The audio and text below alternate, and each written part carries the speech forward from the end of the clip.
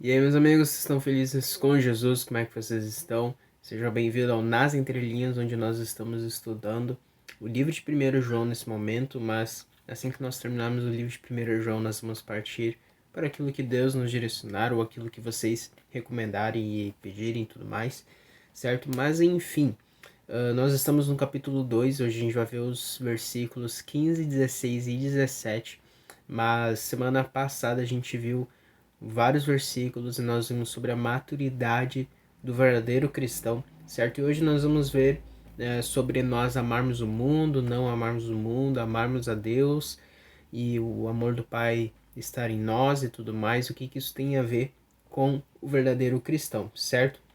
Mas, enfim, vamos lá. Versículo 15 diz para nós o seguinte: não amem o mundo e nem as coisas que há no mundo. Se alguém amar o mundo, o amor do Pai não está nele.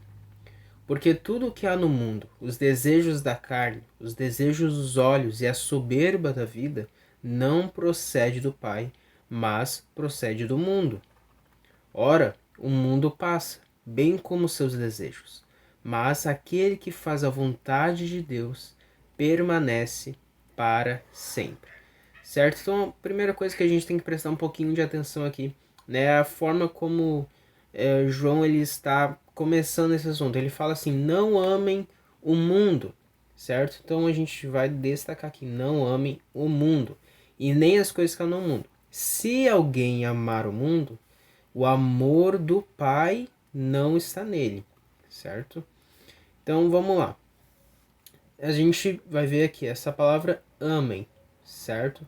Essa palavra amem aqui no grego é a palavra agapau, que a gente já viu aqui, agapau ou, enfim, não sei, certo? Que a gente já viu aqui, mas que eu quero só dar um pouquinho mais de aprofundada nessa palavra aqui, certo? Essa palavra aqui significa afeição, ela pode ter esse sentido, né, de afeição ou de atenção, algo que você tem afeição, algo que você dá atenção, né? E nessa mesma linha de raciocínio é algo no qual você presta uma devoção, certo? Então não está falando aqui de qualquer amor, né? A gente já sabe que ágape, né, no grego, significa também o amor sacrificial, o amor total, aquele amor que você se entrega, certo? Então agapao, né, vem dessa palavra ágape, né? Ágape é a palavra raiz. Então tem essa linha já de raciocínio, um amor total, um amor verdadeiro, certo? E ele fala então, não amem o mundo, certo? É uma frase no imperativo, é um mandamento que ele está nos dando aqui, que o apóstolo João está nos dando. Mas aquilo que a gente tem que prestar atenção aqui é essa palavra mundo, porque a gente pode entrar no engano da gente pensar que João está falando aqui do mundo natural, né? Essa palavra aqui no grego, do mundo, significa cosmos, certo? Que é literalmente tudo aquilo que a gente vê, que a gente pode sentir, que a gente pode ter um entendimento aqui, né? Não está falando só do mundo, mas também assim da sociedade, e aí vai, né? Também o sentido da vida humana e aquilo que os humanos fazem, enfim, isso é o cosmos, certo? Mas na Bíblia, essa palavra mundo aqui significa o quê? A mentalidade do mundo. Então não está falando somente, por exemplo, das pessoas, porque isso então contradiria aquilo que Jesus nos manda fazer, que é amar as pessoas, amar o próximo, amar os inimigos, né, e por aí vai. Então está falando aqui da mentalidade, né, do mundo, certo? A gente vai ver mais para frente o que é essa mentalidade. Então a gente tem que ter consciência disso, que ele não está falando de qualquer mundo, que ele não está falando de qualquer coisa, que ele não está falando sabe, do mundo natural que nós temos aqui, né? Não está falando para a gente odiar a terra, mas ele está falando para a gente não amar a mentalidade que o mundo tem, certo? Então ele fala assim, não amem o mundo, e nem as coisas que há no mundo, as coisas que há nessa mentalidade.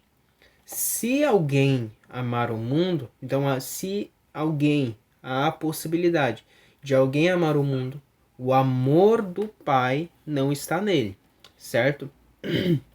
Então essa palavra amor aqui a gente já sabe, né? É a ágape, que eu já falei antes, que é o amor sacrificial, certo? Então aquilo que João está falando aqui no versículo 5 é a mesma coisa que Jesus nos fala, por exemplo, quando ele fala assim, coloque o reino de Deus em primeiro lugar. Ou Jesus fala, não ajuntem tesouros na terra, mas ajuntem tesouros no céu.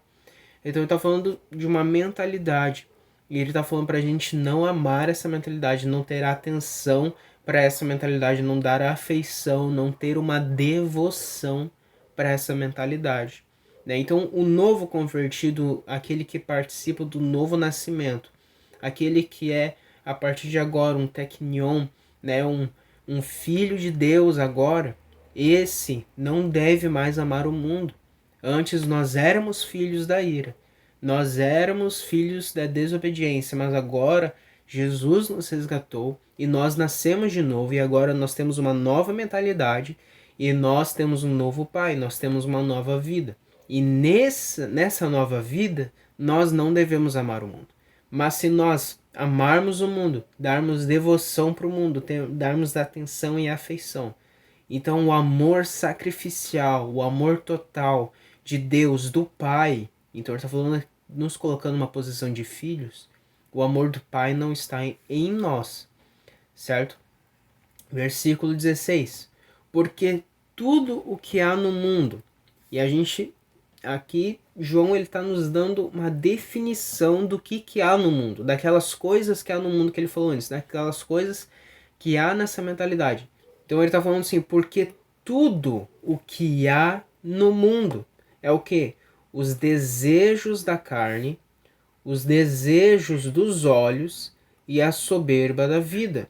Não procede do Pai. Essas coisas que há nessa mentalidade, elas não procedem do Pai, mas elas procedem do quê? Do mundo, certo? Então vamos lá. Tudo. Ele está nos dando uma definição aqui do que há no mundo, certo? E o que são essas coisas? A primeira delas é essa palavra desejos, certo? Essa palavra desejos aqui no grego é a palavra epitumia, certo? Que significa desejo, anelo, e anelo pelo quê? Né? Pelo proibido, muitas vezes.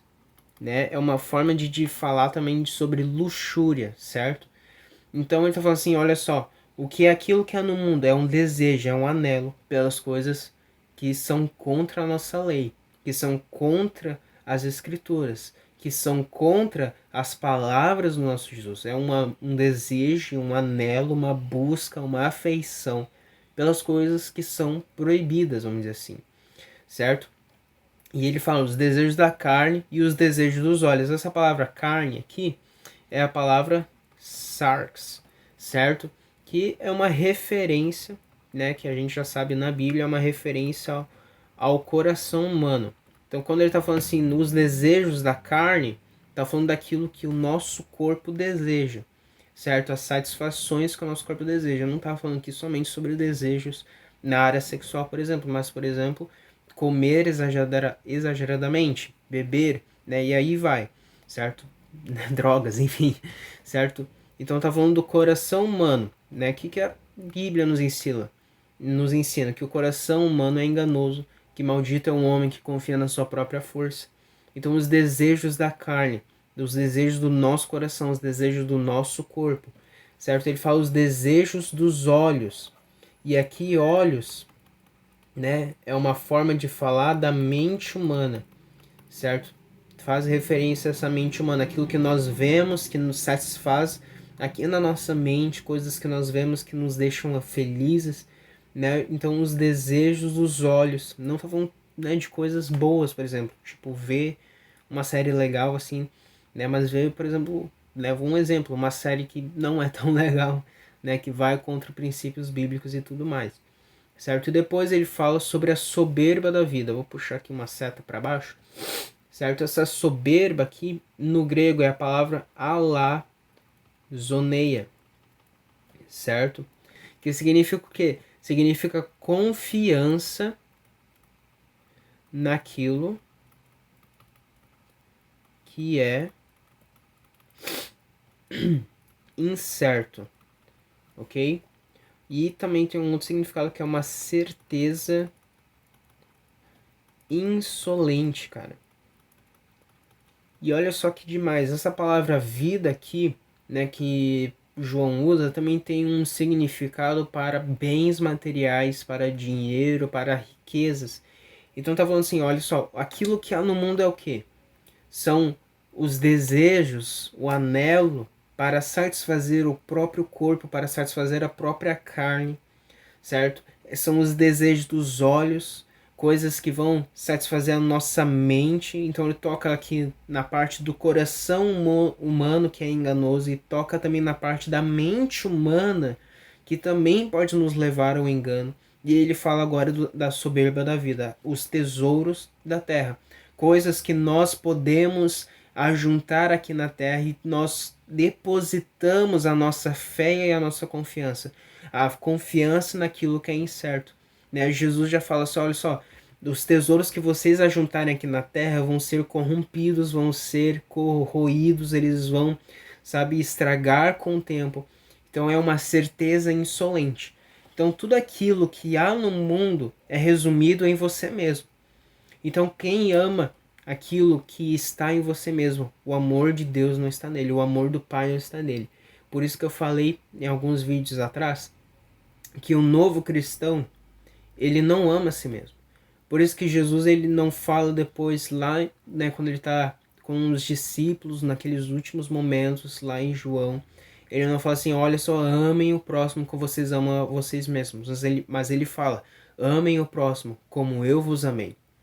Porque o novo discípulo, o discípulo de Jesus, ele não ama a si mesmo mais, mas ele ama Deus em primeiro lugar e o próximo. Ele não ama mais a si mesmo. Então, o mundo, a mentalidade do mundo, ela é focada em si mesmo, em satisfazer os seus próprios desejos e a ajuntar tesouros na terra e depositar a confiança nesses tesouros. Né? Ter coisas não é errado. O problema é quando você deposita a sua confiança nessas coisas, a sua fé, a certeza da sua vida nessas coisas, certo? Então essas coisas elas não procedem do Pai, mas elas procedem do mundo. Versículo 17.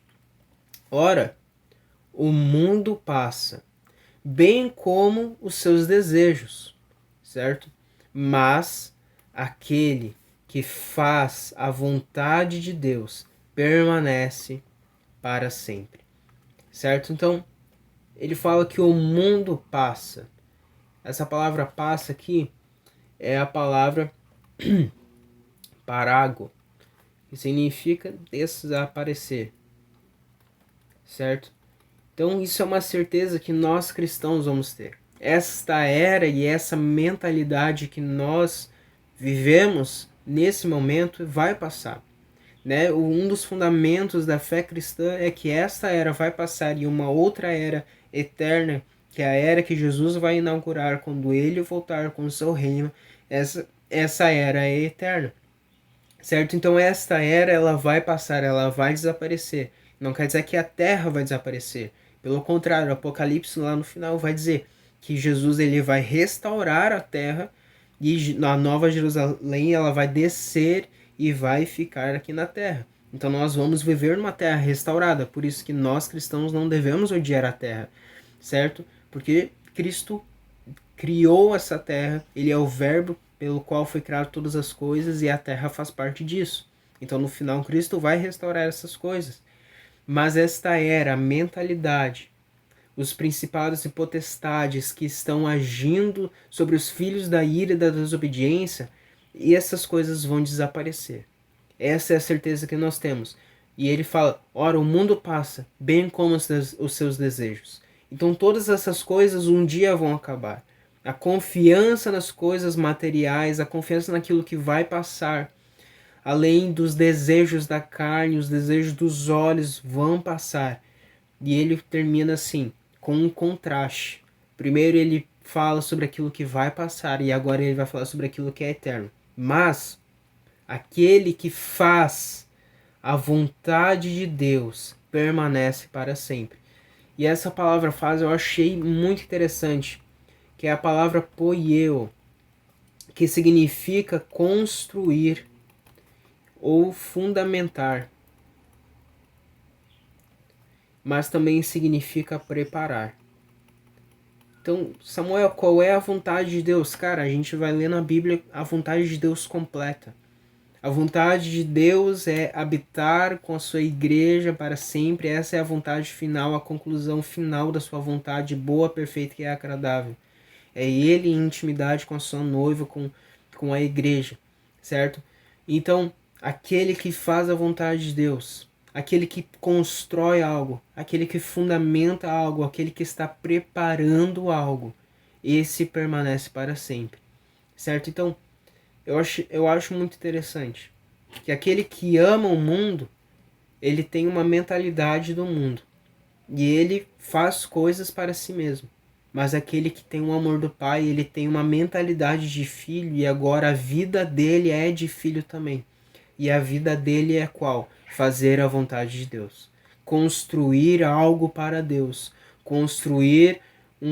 Fundamentar algo para Deus, preparar algo para Deus para quando Ele vier e habitar entre nós. Sabe, a vida dos discípulos, a vida dos apóstolos, a vida da igreja do primeiro século era sempre nessa mesma linha de raciocínio. Qual é? Que tudo que nós estamos vendo, tudo aquilo que nós estamos sentindo nesse momento, um dia vai acabar, um dia vai passar. Essa mentalidade ela vai desaparecer, os seus desejos vão desaparecer, mas aquilo que é eterno vai vir e tudo aquilo que não é eterno vai desaparecer. Mas aquilo que é eterno vai ser fundamentado, vai ser preparado e vai ser, sabe, finalizado aqui e agora, sabe? Então, isso é o fundamento, um dos fundamentos que havia na vida daqueles discípulos. Então, nós que nascemos de novo, nós que somos filhos de Deus, nós que somos jovens ou pais maduros espiritualmente, nós temos que fazer a vontade de Deus. Nós temos que construir algo que agrada a Deus, uma vida que agrada a Deus, uma vida que prepara, que está sendo preparada para os dias eternos. Então, aquele que faz a vontade de Deus permanece para sempre. Certo? Eu vou escrever aqui uma vida para a eternidade. E, enfim, meus amigos, esse é o Nas Entrelinhas de hoje. Foi um pouquinho menor, graças a Deus. Né? Eu tava ficando preocupado porque todos os vídeos estavam dando 20 e tantos minutos, né? E é complicado, né? E tudo mais. Mas, enfim, gente. Segunda-feira a gente tem um palhinha, um vídeo devocional bem rapidinho, tá bem legal mesmo.